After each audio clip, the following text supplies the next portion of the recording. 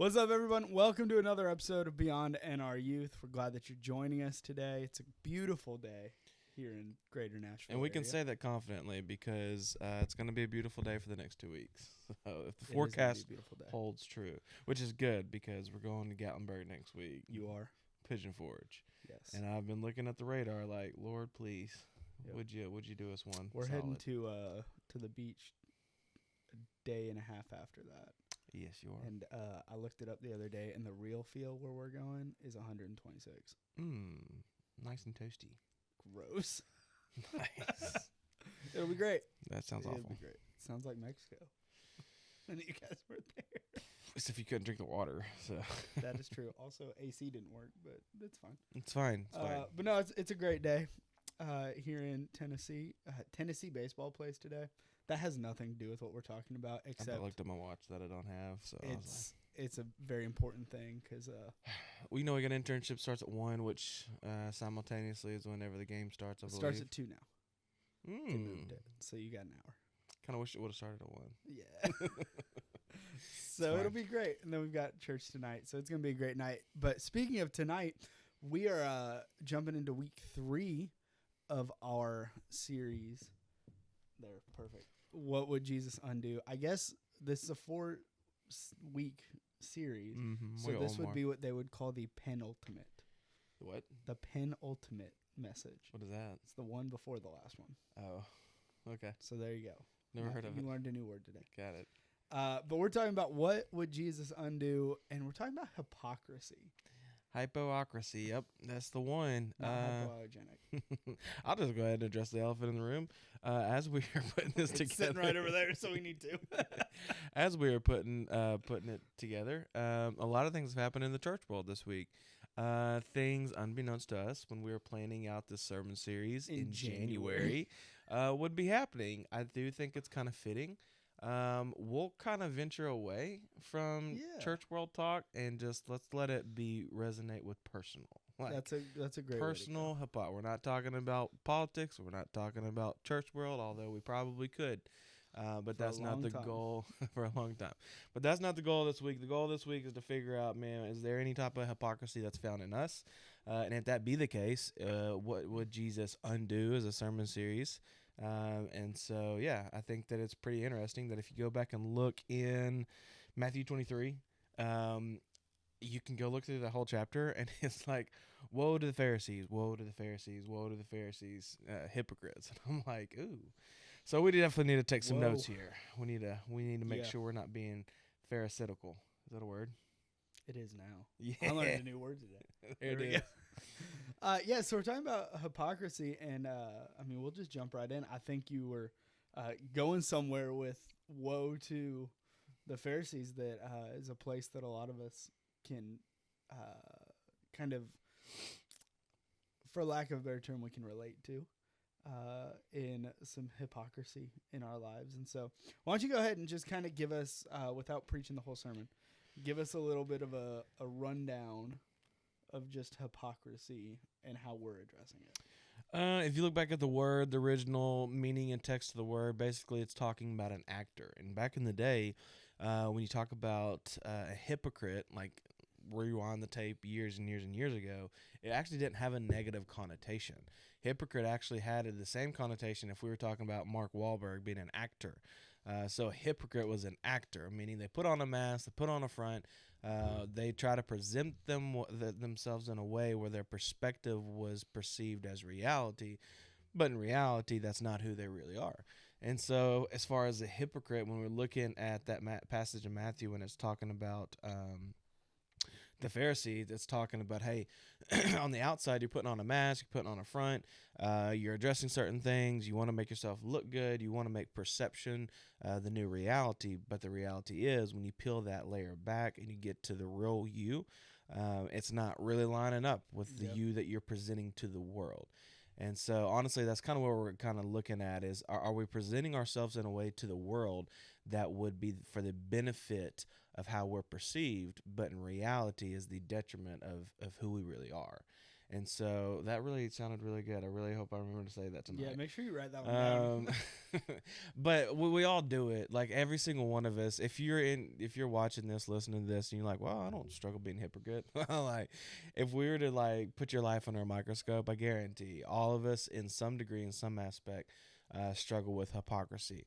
And I mentioned this the other day: small, medium, large. Actually, Jesus goes in and he talks about that there would be a greater cost to the hypocrisy that's being shown by the Pharisees. And so you look at the stages and the levels of hypocrisy, like ultimate, like a large level of hypocrisy is, man, you are just completely, you've got dual personalities, and not like in like a medical sense, but like you're two completely different people, one in public, one in private. But then if you kind of scale it back too, like there's small things that we're hypocritical on. And I was even looking at some things to figure out, like, okay, what are some small things that we're hypocritical on? And basically, like, if you detest something in public, but you indulge on it in private, like, that could be a small thing. For lack of an example, let's just say you claim to be vegan, okay? But then you go home and you don't live that lifestyle. You present yourself one way. Smash a hamburger and a T-bone steak. Bam, just like that. Go for it. Well, what's happening is you're being hypocritical. Or like if your parents claim that, hey, you don't need to do X, Y, or Z, and then follow up by doing X, Y, or Z, like. Every one of us has a bend to be hypocritical. We have a bend to want to make ourselves be something more than we're not, or hide ourselves from being something that we really are. And so that's what we're addressing tonight. And the only way you allow that to be addressed, you can try to scrub it, you can try to clean it, you can try to hide it, and at the end of the day, all those will just make you exhausted. Or you can let Jesus flip on the light, clean some house, and live in a way that's real and authentic and genuine. Yeah, and I think, so often, especially kind of in the middle school, high school age, there's even more of a bend towards quote-unquote hypocrisy, just because it's cool to have your life look one way. Like, you want to fit in. But then if, as we know, culture and the Bible don't necessarily coexist well. And so you want to fit in. But then whenever you step away from your friends, your friend group, whatever, and it's like, no, I mean, I'm at church, so I have to fit into church. We've created a culture of chameleons where they try and fit into any situation, which is cool in terms of you can make friends easy, you can kind of hang out with people. That's awesome. But at the same time, you also put yourself in a position where you constantly are having to kind of change your morals, essentially, and go from a place of, well, what do I believe? Well, with this friend group, I do this. And I think, thinking back to like whenever I was in high school, like there was definitely a lot of that of, well, around this friend group, I do this, and around this friend group, I do this. And, around this friend group, I use these words. But whenever I'm around like my church friends or my parents, I use these words. So, and you don't really notice until the line gets blurred, or the worlds kind of collide, and your friend group and your other life kind of end up in the same place, and you're like, oh, this isn't going to be well, because they are going to expect me to act one way, and they're going to expect me to act one way, and I don't know what I'm supposed to do. And so, going along those lines, I think that we can kind of just see how that's perpetuating in life. Especially with culture today. But you bring up a verse, and I'm not going to steal all of your verses either, but you bring up a verse in the discussion guide for tonight, just Titus 1:16, that I think it narrows it down and just kind of puts it exactly, hey, this is the way it is. Here it is. This is the way. Follow it. Yeah. And so it says, they claim to know God, but by their actions they deny him. Or don't follow it. Or don't follow him. Yeah. Yeah. I think that's such an interesting thing, because for a lot of us, we're like, yeah, we can, we go to church, we love God, we follow God, we're at every worship night that NRYouth has, we're at every moment. I'm an intern. Like, obviously I love God, but at some point there has to be fruit that shows that. Mm-hmm. Like, if I walk out into the parking lot and Pastor Derek says, hey, we just planted an apple tree, and we're like, great, we have an apple tree now. and that tree produces bananas, like at no point can that tree continue to be an apple tree.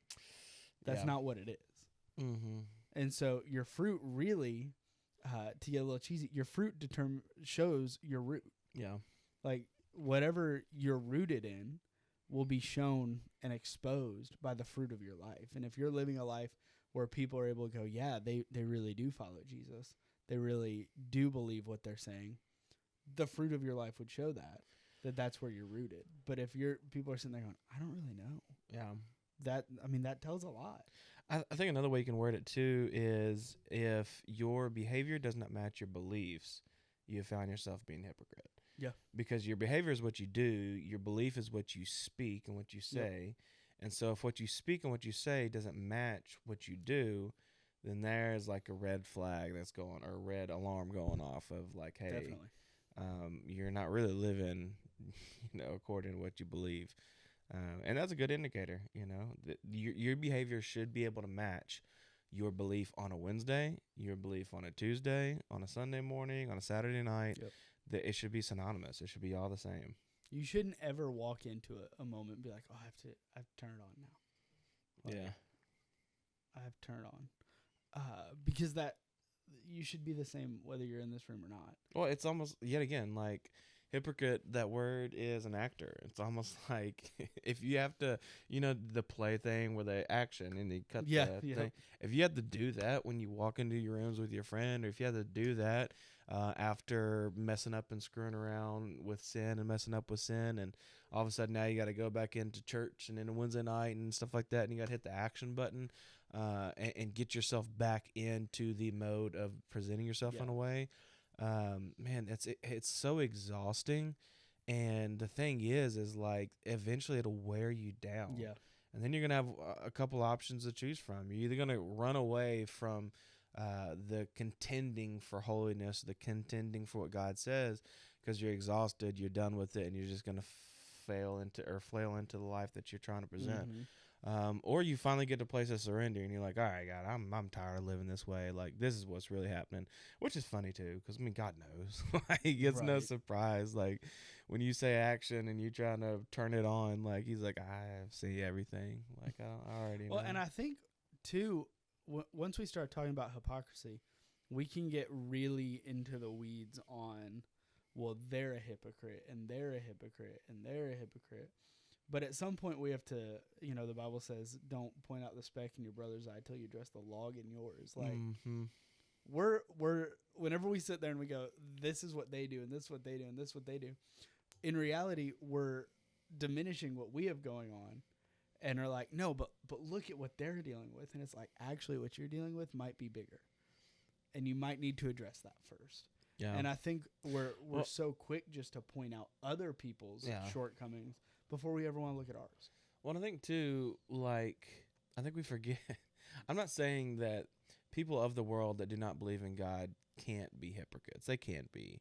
But as far as like the church world, if you're looking at someone that's lost and you think, you hypocrite, like, I don't even know if that's an accurate gauge or an accurate word. They don't know what they don't know. Exactly. And so, yeah, it's like we're going to hold Christians that believe and confess to believe in Christ. They're going to be held to a standard. And that's the reason why I think a lot of people look at the church and like, I'm not going to go to church because there's a bunch of hypocrites. It's like, join the club. Like, we're all hypocrites. Yeah. But yet again, like, if you claim to be a follower of Christ, like Jesus had, I'm going to say it, like, he had almost zero tolerance for hypocrisy. Yeah. Like, almost an entire chapter in Matthew is dedicated towards, woe to the Pharisees, you hypocrites. And he goes on and he's like, bam, bam, bam, bam, bam. And he lists these out. But you don't see him saying that to the woman struggling, or the woman caught in adultery. Mm-hmm. Like, he's like, hey, this needs to change, and don't go back to the lifestyle. But that's about it. Like, but he calls it out. But as far as those that proclaim to be Christian, it seems as though Jesus' tolerance for that is kind of weak. So my question, I'll put you on the spot now, I'm hosting. Why do you think Jesus' tolerance for hypocrisy is so limited or close to zero versus other things we maybe see throughout the Bible with people struggling with sin? Man, I think that when you have a real encounter with Jesus.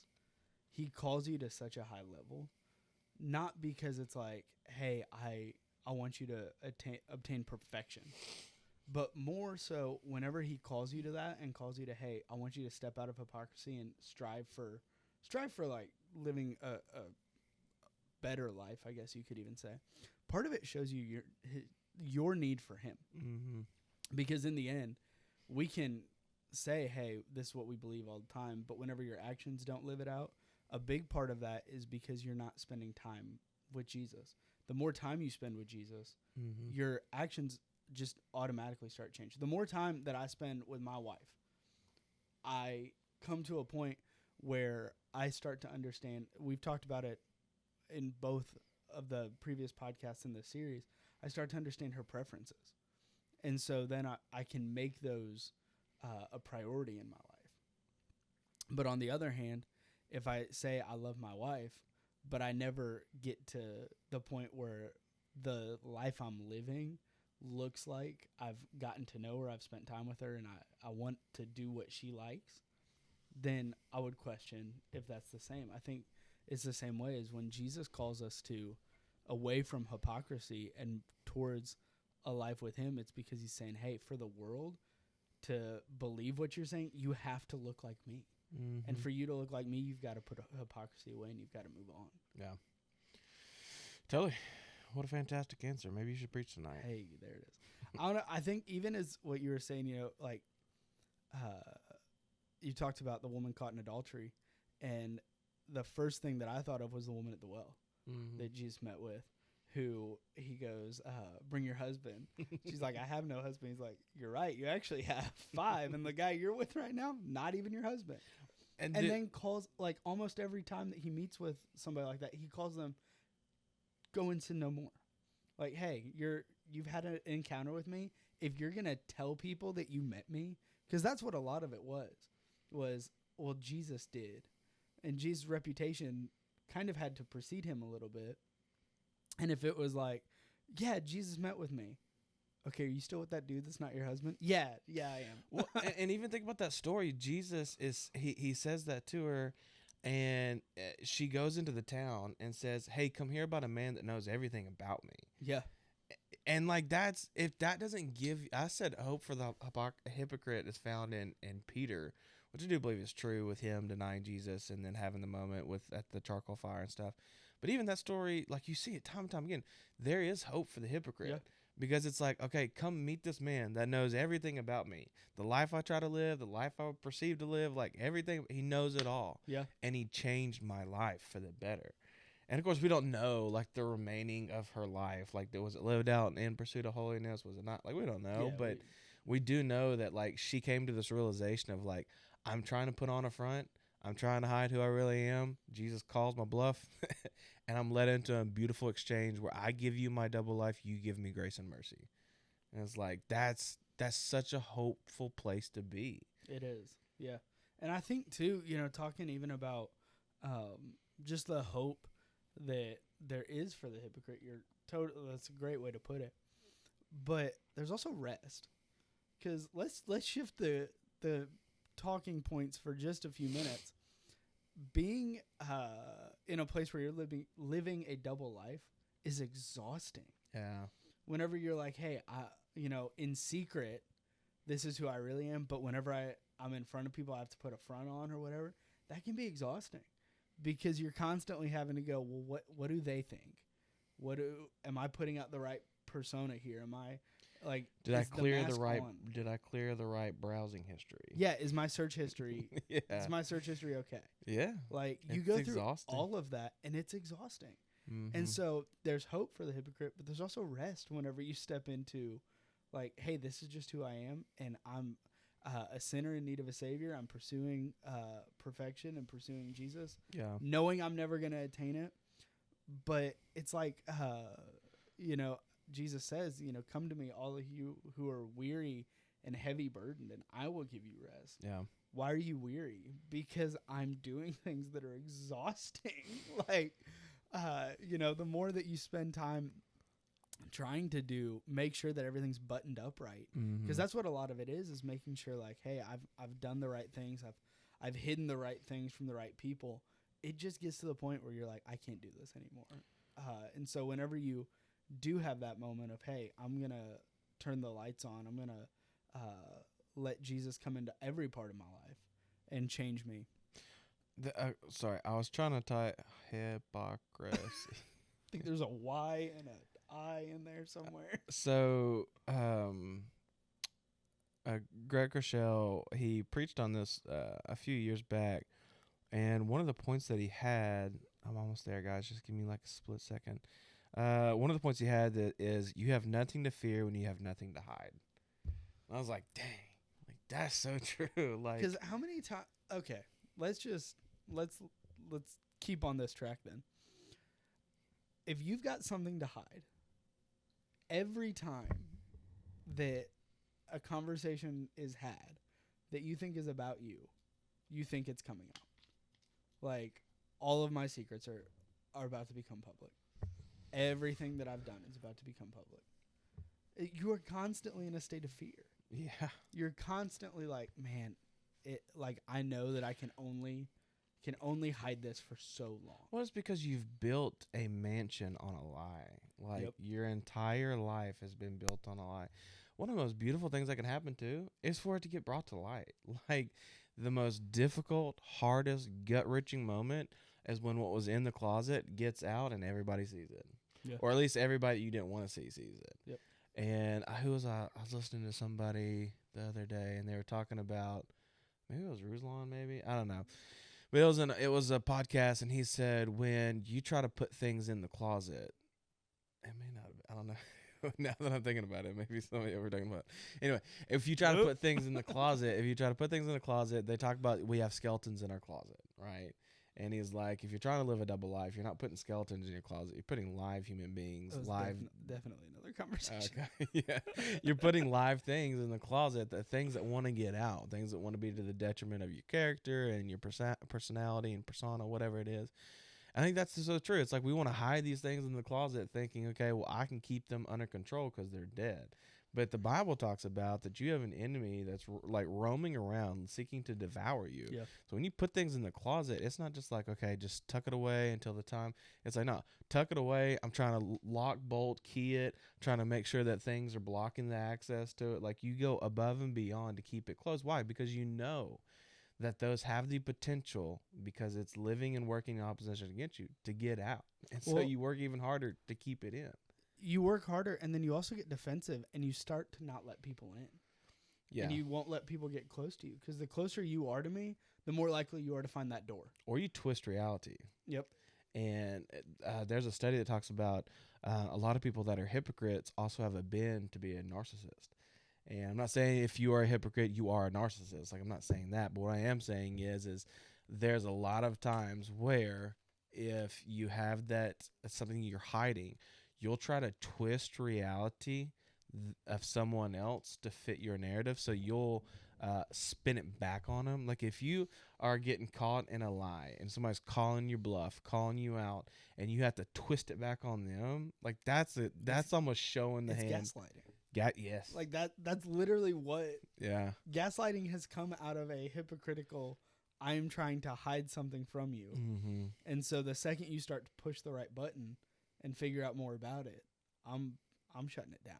Okay, so I'm going to make you feel. Exactly. Let me switch the narrative here. Let me still stay in control. That's what it is. You're looking for control of a situation that's getting out of control. Yep. And you can never control sin. It will always get out of control. It'll always be bigger than you ever thought, more difficult than you ever thought. All right, so what if we switch it? How long have we been going, you know? About 20-something minutes. Nice. We got time. Okay, so what if we switched it to, say I'm living a hypocritical lifestyle. I'm being a hypocrite, and I get caught. Like, it's out in the open. My friends caught it. My girlfriend caught it. Whatever it may be. Somebody caught it. Somebody has called you out on your hypocrisy. What do we do? Like, what's our response at that point? Like, we just talked about it. You can try to, flip the argument, stay in control, put it on their head and blame them. But, like, what is an appropriate response we'll break it down two ways. What's an appropriate response when someone else calls you out? And then what's an appropriate response when God like says, okay, humble yourself lest I humble you. Okay, Yeah, now it's time right. that I humble you. Like what's Yeah. let's start with the first one. What's an appropriate response for if a friend, girlfriend, parent, whatever it may be, they call you out. They find out that you're living a hypocritical lifestyle and they call you out. What's the appropriate response? Yeah, I think, there's there definitely comes a point where you have to own some things first off. Because I think so often, like we were just talking about, we can try and flip it, or we can downplay it. It's either flip it and I try and put my problem on you, or we downplay it and it's like, well, it wasn't that big of a deal. Like it was just some internet searches. It's fine. Everyone's doing it. Yeah. You have all that, or I think the third response is you get mad. The third response is you get mad at the person that called you out, and you're like, well, I don't understand why you did that. I can't believe that you did that. Why would you do that? Why would you embarrass me like that? All those things, when in reality, the best route is just the first step is owning it. Yeah. Owning, hey, you're right. I'm wrong. Like, I've been living in sin. You're correct. Now, what do we do? And honestly, for everyone watching, your next step after that is talk to a pastor. Yeah. Like that's your next step. Or your home group leader. Or your home group leader, or an adult that you trust that is not a part of the situation. Mm-hmm. That's the thing is, if you are caught doing something you shouldn't have been and your parents caught you, your parents are not the people that you need to go to next. They're a part of the situation. Now, you still talk to your parents about For sure. it, but an outside third party that's kind of able to not have emotion in it and tell you, like, hey, this is where you're wrong. This is how you need to apologize. This is the steps that you need to take. Like, that's kind of the next step. Mm-hmm. And then from there, man, it's a fun journey. There's a lot of trust that has to be built up. Like, you have to understand this isn't all going to just flip in a day. The broken trust is probably the hardest thing because it takes years to establish it. Mm-hmm. And it takes moments to break it. Yeah. And then it takes years to establish it. And it's like, let's try not to break it. But yeah, it does take time to build that trust back up. Yeah. Proverbs 28:13 says, whoever conceals their sin does not prosper, but the one who confesses it and renounces them finds mercy. And so I think a lot of times we talk about this in the church world, and there's power in confession. Like, God forgives, but then through the confession. And we're not talking like the go sit in the booth and forgive me, Father, for I have sinned situation. Yeah, no. But I heard it from there's a guy I follow on Instagram that is big into like fitness and also big into just spreading the gospel in a lot of different ways. And he gets guys together at his home like once every couple months. And somebody asked him, like, why do you do this? It's people from all over the country. And they asked him, why do you do this? And he said, because the Bible says the iron sharpens iron. Mm-hmm. And if we're supposed to be sharpened, then we need to get together. Yeah. Because I can't sharpen you over the phone. I can't sharpen you over a text. Whenever you are sharpened, and talking about confession too, whenever you confess things, that's a moment for you to be sharpened by the people that you're confessing with. But what we tend to not want to think about is iron sharpening isn't like an easy thing. Iron sharpening requires sparks to fly. It requires things that aren't supposed to be there to get ripped off. Like, if the iron could talk, it would be painful to be sharpened. But in the end, a sharp sword is much more useful than a dull sword. And so if you're being sharpened through saying, hey, I'm going to confess my sin to not everybody. Yeah. Not everyone needs to know your stuff. Like, we are not saying get up on a table in the and we can talk about that in a second. Totally can. Make our issue that idol that we live up to. But I think that you have to have those confession moments with people that you trust, with your home group leaders, with your pastor. But also there needs to be some peers involved in that. Some people that see you every day. Like, home group leaders are awesome. They're some of my favorite people. They don't see you every day. So you also have to bring in some people that are like going to see you and can tell you, like, hey, you talked about that, and we probably need to address that a little bit and make sure that you're not doing what you just told me you didn't want to do. We see you for I just did the math. We see you for about 4 hours out of 168 hours in a week. Yep. So, like, find someone that probably gets more along the lines of like that 15, 20 hour, 26, 30 hour. Like, if they can see you for that long, then you're starting to get to a place where they're able to see, okay, you said this, but then on Wednesday night you proclaimed this. Like, where's the difference here? Yep. You know, and you need those people that'll call you out. I think it's Greg Rochelle that was talking about it. If you got friends that are unwilling to call you out, they're not your friends, they're your enemy, because they're going in opposition of where you're trying to go, which is a life that's lived unto God and holy and prosperous. And it's not fun to have those friends all the time. Like, the friends that will call you out on anything. Like, they'll call you out on small stuff, they'll call you out on big stuff. Sometimes you're like, man, I don't like being around you. It's not fun, but it's fruitful. And everything that's fruitful has to have some type of work that's been done to it. Exactly. But, yeah. So, and the flip side of this, okay, so I think that there's a bend to being hypocritical in the world that we live in today, but there's also a bend that you seek so hard to be so authentic that now you've become a walking mat for the whole world to see your insufficiencies. Yeah. And, like, you swing so hard the other way that you try not to hide anything, that you let everybody and their mama know what is happening in your life, what you're going through. Like, my question would be, like, is that healthy either? Like, there has to be there's that pendulum where it's almost that middle ground of, like. I saw something on Instagram the other day. Somebody posted something that was like, I don't know if you've seen this trend going around, but it's like the when my crush said, and then I posted this. Mm-mm. And so it's like people are posting they're embarrassing. Like, when my crush said they liked a guy with a mohawk, and then I posted this on Instagram, and it's like this crazy blue mohawk or whatever. Somebody goes, you remember when we had secrets? Like, those were cool. Can we go back to those? Because some of them are getting just like completely out of pocket. Yeah. And you're like, why would you post that? Like, you thought about that and then hit post. But so the response was, we need to go back to having secrets again. But I think in reality, social media became so curated for so long, where it was like, I put up very specific things on social media. I put a life forward that I want you guys to see that's trying to impress you. And recently, the pendulum has swung the other way, where it's like, no, social media needs to go back to what it was, and it needs to be authentic, and it needs to be, whatever is really going on in your life. And in pursuit of authenticity, we have bared way too much of ourselves to the world. Yeah. Yeah, I don't know. I mean, there's no way that can be healthy, and I'm sure the Proverbs probably has some wisdom on that. I think so. But that's the thing, too, man. It's like, I just don't see there to be like, if you're going to bear all, right? Like, hey, here's the good, the bad, the ugly. First, foremost, Jesus. Like, that's a fantastic person.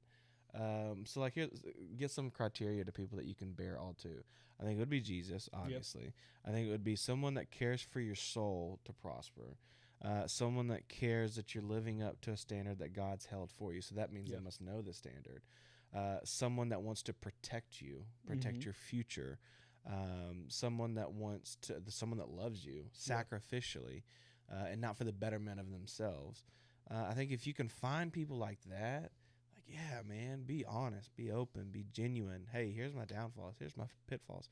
I'll be honest with you, I probably only got like 3 or 4 people in my life that is who fits that mold, that criteria. Yep. And then everybody else, it's not that I'm being secretive.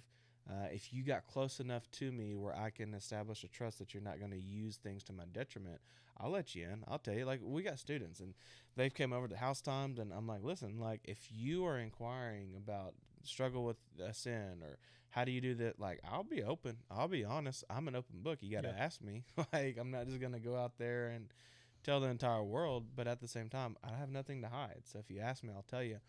But the thing, too, is If you ask me, I'll tell you because I've seen the work of God move in that area of my life. There's a difference between a confession and there's a difference between a testimony. A confession is, hey, I confess this is an area of struggle, weakness in my life that has bondage and hold over me. Yeah. I confess it, I renounce it because I want to find mercy and grace for it to overcome it. A testimony is, I've had that moment of confession. I've had a period of time where I've seen God's goodness and faithfulness work out, and it's changed me from the inside out. Yep. And my behaviors didn't just change, my beliefs and my behaviors change. And there's a stark difference between the two. And I'm not saying, I'm saying you should probably give more public addressing on the testimony aspect of it and maybe not as much during the confession aspect. Well, think about it like this, if I got injured, say I cut my leg really bad, right? There's people that I'm close enough with that I'll be like, hey, do you want to see this cut? Like, it's kind of cool. Do you want to see, like, the wound that I got? Like my finger I cut that one time. Yeah, like your finger that you cut the one time. There's people that you're like, hey, do you want to see the wound? Or people that will ask, like, hey, can I see that? I'm not walking into Walmart going, hey, look at my wound. Yeah. Now, at the same time, scars aren't hidden because they've healed over. You don't have to have them bandaged anymore. So people start to see your scars. Mm-hmm. In the same way, whenever you're wounded and you're confessing and you're like, hey, I'm dealing with this, that needs to be a little more private. But you can tell your testimony from the scars. Like, hey, like, let me tell you about this wound that I experienced 5 years ago. Yeah. And what I walked through and how I got to this point. Let me tell you about this thing that happened to me in high school and how I walked through it and I got to this point. And those things all just work together towards the betterment of more people. Mm-hmm. But exactly what you're saying, whenever you're telling people all your business, it very quickly, you start to almost become paranoid because you're like, they know so much about me. If they ever turned on me, oh man, it'd be bad. Mm-hmm. And you should never feel like you're at that point where you're like, man, like I need to get dirt on them. Like, I need to stop talking about myself. I need to figure out what's going on in their life because if they turn on me, I'm taking them down with me. All those moments. In reality, the people that you kind of share what you're going through and share your confession with need to be people that you're like, hey, I trust you to my dying breath with everything. And I will tell you and that's where exactly what you're saying, that group of people has to be small. It's the circle principle. There's the big circle of just people that are acquaintances and that you would say, yeah, I'm friends with them, whatever. Then there's a smaller circle inside of that of like 10 people that you're like, these are like my close friends. But then there's that group of like 3 or 4 people that you're like, these are the people that I would charge hell with a water pistol with. Mm. These are the people that even Jesus had all of the disciples that followed him. Yeah. But then he had 12 that he said, I want you to be close to me. But then he still said, actually, but you 3, you need to come up to the mountain. Yeah. Hey, you 3, I'm going to leave the rest here in the Garden of Gethsemane. But then you 3, I want to walk a little bit further with because I want you to be closer to me while I'm bearing my soul to God, asking God, hey, can this cup not happen? And that's perfect. Like Jesus was the same person with the hundreds as he was with the 12, as he was with the 3. But from the hundreds to the 12, they got to see even further into Jesus' life. And then from the 12 to the 3, they got to see even more further into Jesus' life. And that's the thing. Like, you can have the group of friends where you hang out with, and you're the same person, like in school, and then you're the same person in the friend group, and you're the same person whenever it's just you 3 hanging out. But there also, too, is different levels of transparency and authenticity where you didn't change your character. You didn't change how you spoke. But what you did is you revealed a little bit more to the people that you trusted. And that's not being hypocritical. That's being wise. Like, that's being extremely wise. And that's following the model of Jesus. Like, he never changed. He never changed his behavior, his tactics, his approach, and anything. But he did open up more to the people that he felt led to open up to. But I mean that's the whole thing is we started talking about hypocrisy and ending with kind of how do you deal with it. But I think the whole time whenever you're walking through a hypocrisy of any kind, you have the friends that are close to you that are going to be the ones that call you out. But those are also the friends that are going to be there cheering you on. They're going to be there praying with you. They're going to be there whenever you're saying, God, I need your help. Because those are the friends that ultimately want to see the best in you. Mm-hmm. You don't want to bare your soul to the people that will use it to, manipulate you around. Well, I know this about you, so you have to do this for me. Like, you don't want to get into that, but you want to have the conversation about what do we do from there? Mm-hmm. Like, how do we grow? How can I share this with you? And if you've got, if you're sitting there going, I don't have those people, you might need to find them. And I think, yeah, and I think for everyone, especially at NRYouth, you've got those people built in your pastors, in your home group leaders, in even people that aren't necessarily your home group leader, but are a leader. Any pastor in the church would love to talk to you. Like, you've got it kind of all built in automatically, but then from there, just kind of as you get more used to opening up to people, that's whenever you'll kind of see those moments happen where you can kind of meet with people more your age, more peers, and you feel a little more comfortable sharing.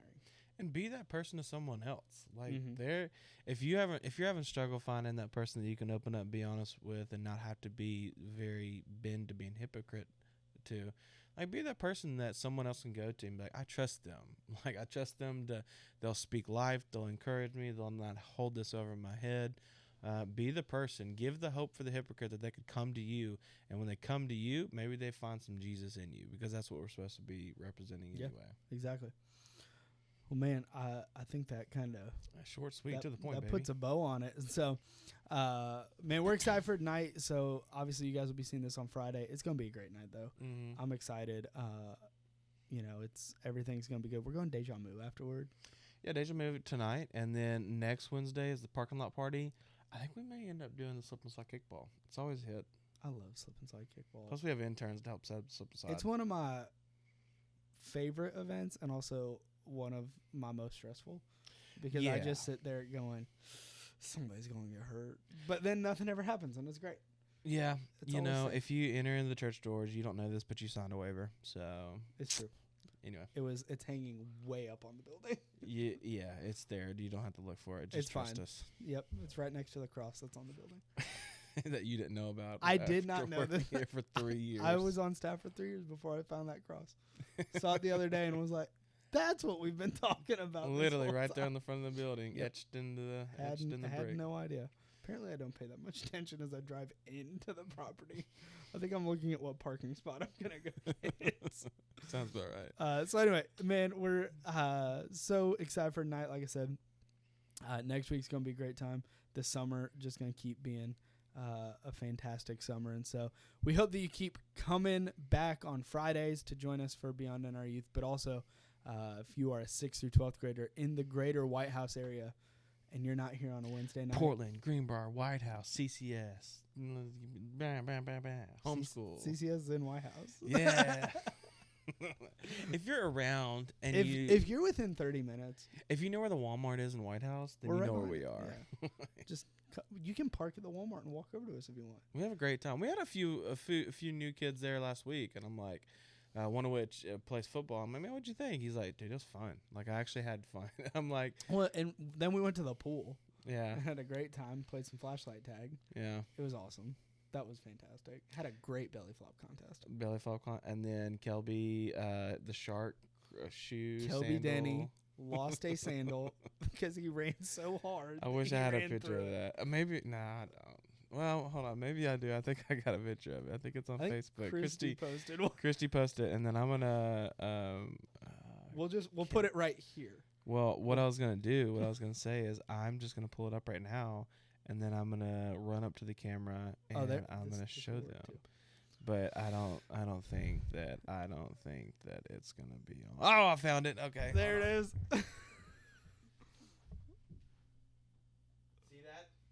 So he ran through his shoe.